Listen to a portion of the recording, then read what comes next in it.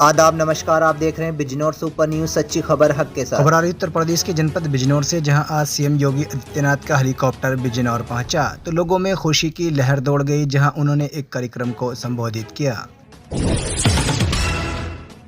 दरअसल आपको बता दें कि शुक्रवार को अपने निर्धारित टाइम 11:35 से लगभग 1.5 घंटे लेट पहुंचे मुख्यमंत्री योगी आदित्यनाथ ने प्रबुद्ध नागरिकों को संबोधित करते हुए कहा कि बिजनौर लोकसभा से आरएलडी प्रत्याशी चंदन चौहान और नगीना सुरक्षित सीट से प्रत्याशी ओम कुमार के लिए वोट की अपील करता हूं।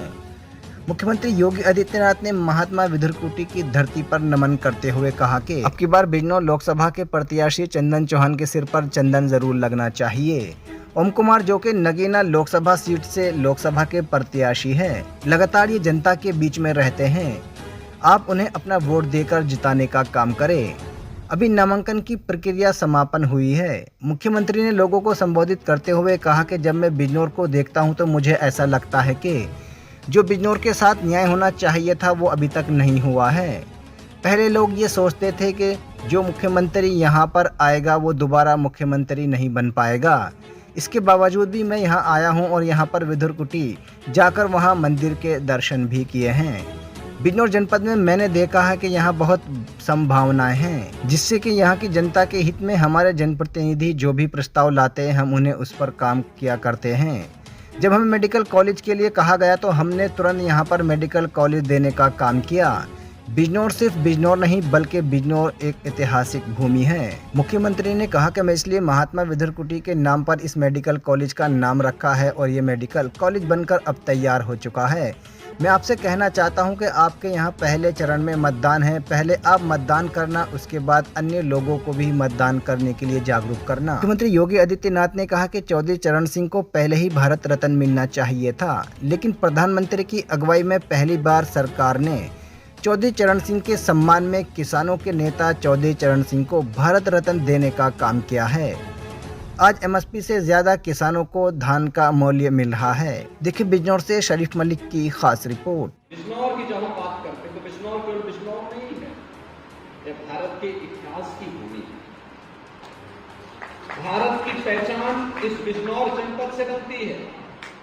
महात्मा विदुर उसके अग्रिम पंक्ति के उन ऋषि मुनियों की परंपरा में आते हैं जिन्होंने उस कालखंड में भी सच बोलने की, सत्य बोलने की हिम्मत दिखाई थी और उसके लिए उनको उपेक्षा झेलना पड़ा, लेकिन वे अपने मार्ग से विचलित नहीं थे और उस सत्य को बोलने वाली इस धरती पर, जिसको मां गंगा का आशीर्वाद, यूपी के अंदर तो मां गंगा बिजनौर जनपद से ही प्रारंभ होकर के बलिया तक पहुंचती है।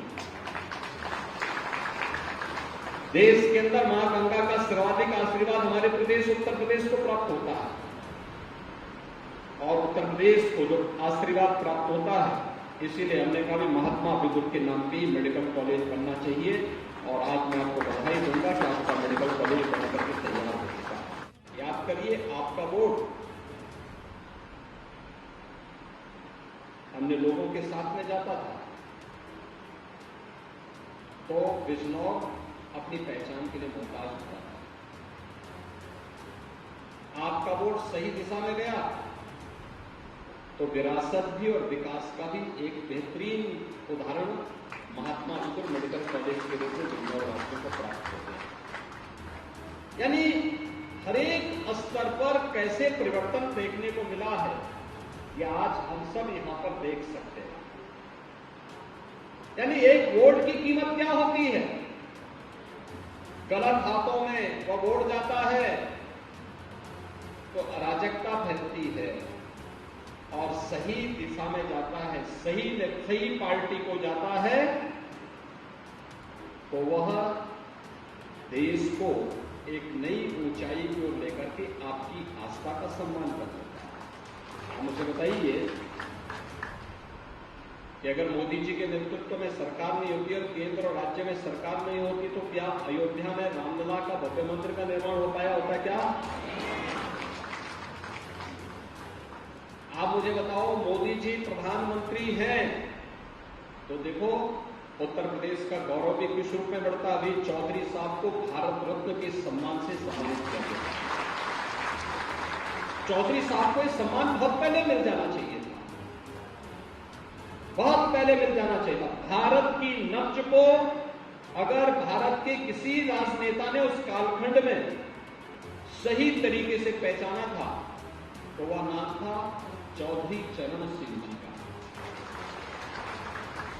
जिन्होंने कहा था कि भारत की प्रगति का मार्ग देश के खेतों और खलिहानों से होकर के जाता है।